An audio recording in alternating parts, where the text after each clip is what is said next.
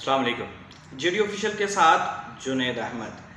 बरतानिया से लौटी माहिरा जुल्फ़कार कत्ल केस के अंदर अब एक अहम पेशरफ्त जो है वो सामने आई है कि माहिरा जुल्फ़कार का जो पोस्टमार्टम किया गया था उसकी रिपोर्ट अब आ गई है और उसके अंदर बड़े बड़े इंकशाफात मौजूद हैं। साथ ही साथ जो माहिरा की दोस्त जो कि डिफेंस बी के उस मकान के अंदर उसके साथ जो है वो रिहाइश पजीर थी और जिसका नाम इकरा था, इकरा के नाम पर ही वो मकान किराए पर लिया गया था, उसने भी अपना बयान जो है वो पुलिस को रिकॉर्ड करा दिया है। इसके अलावा साद अमीन भट्ट भी जो है वो अब शामिल तफ्तीश हो गया है और उसने भी अपना बयान जो है वो पुलिस को रिकॉर्ड इस हवाले से करवा दिया है। इसकी तफसीलात के ऊपर आते हैं।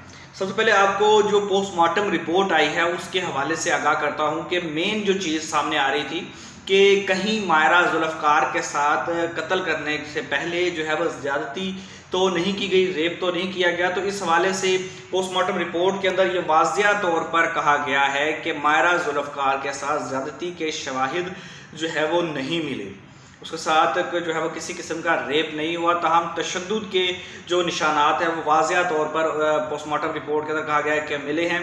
माहिरा जुल्फ़कार के मुंह और गर्दन पर 2 फायर मारे गए थे और उसके अलावा जो है वो गले के अंदर जो है वो फंदे के भी निशानात पाए गए हैं और फायर लगने से माहिरा जुल्फ़कार का जो है वो दांत भी टूट गया था और बाल खींचे गए थे माहिरा जुल्फ़कार के बहुत ज़्यादा ज़ोर से, जिसकी वजह से उसकी जो सर के ऊपर सोजिश भी पाई गई है। पोस्टमार्टम रिपोर्ट के अंदर ये भी वाज़िया तौर पर लिखा गया है कि माहिरा जुल्फ़कार के बाल खींचने की वजह से उसके सर के अंदर जो है वो सोजिश भी पाई गई है। तमाम ज़्यादती का कोई भी निशान जो है वो कोई भी शवाहिद पोस्टमार्टम रिपोर्ट के अंदर नहीं मिला, जिससे पता चलता है कि माहिरा जुल्फ़कार के साथ किसी किस्म की ज़्यादती कत्ल के वक़्त या कत्ल से पहले नहीं हुई थी।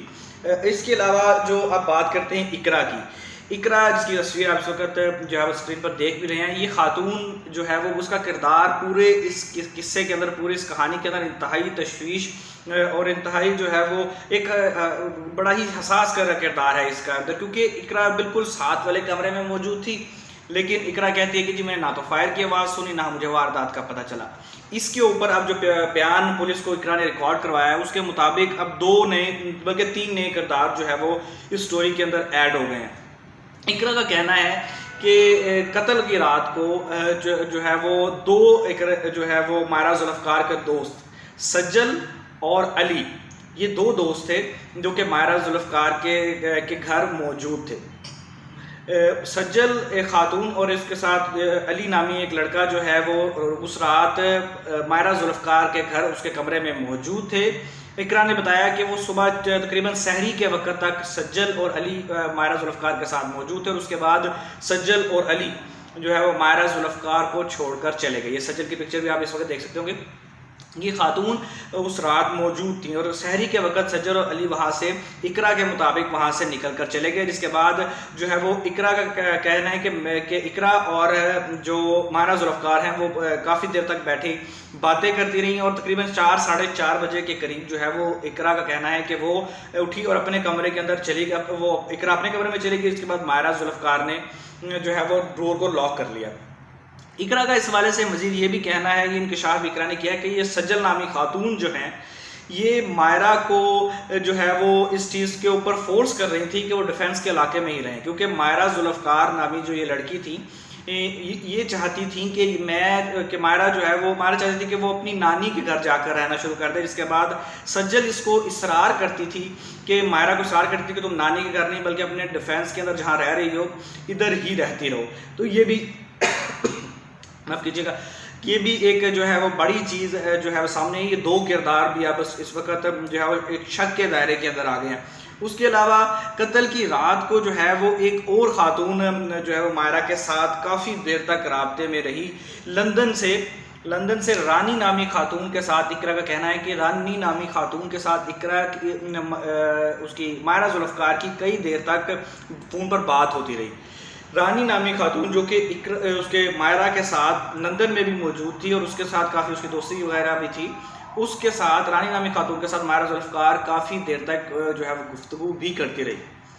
ये जो 2 बड़ी डेवलपमेंट है, इकरा का बयान और साथ ही साथ पोस्टमार्टम रिपोर्ट जो कि अब सामने आई है, इसके अलावा साद अमीन भट्ट ने जो है वो अब शामिल तफ्तीश हो गया। साद अमीन भट्ट उसको पहले ही ज़मानत पर है और उसने भी इस बात का मुकम्मल तौर पर जो है वो तरदीद की है कि इकरा के साथ कभी, उसके माफ़ कीजिएगा, मायरा के साथ कभी भी किसी भी किस्म की ज़्यादती करने की कोशिश नहीं की। उसका कहना था कि वो जो है वो उसकी मायरा की जो है वो इसके साथ साद अमीन भट्ट के साथ जो है अच्छी दोस्ती थी और उसके साथ कभी भी उसने कोई ज़्यादती की कोशिश नहीं की। उसने अपने आप को बेकसूर बोला क्योंकि वो पहले ही ज़मानत पे था।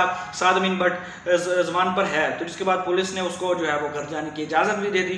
तो हम साद अमीन भट्ट ने भी अपने ऊपर लगे जो इल्ज़ाम है उसकी तरदीद कर दिया। उनके कहने ना तो कभी ज़्यादती की कोशिश की और ना ही मायरा को मैंने कत्ल किया है। और उसके ये 3 बड़ी डेवलपमेंट है और ये जो सारे मामला है उसके अंदर अभी तक ज़ाहिर जदून जो है वो अभी भी ये शामिल तफ्तीश नहीं हुआ और ना ही उसने इस हवाले से किसी भी तरह की पुलिस को अप्रोच किया है।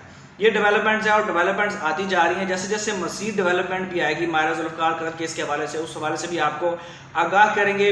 अब तक के लिए इतना ही। चैनल को लाइक ज़रूर करिएगा, सब्सक्राइब करिएगा और अपनी कीमती राय के ज़रिए जो है वो हमें ज़रूर आगाह करिएगा, कमेंट सेक्शन में। अब तक के लिए इतना ही। अल्लाह हाफ़िज़।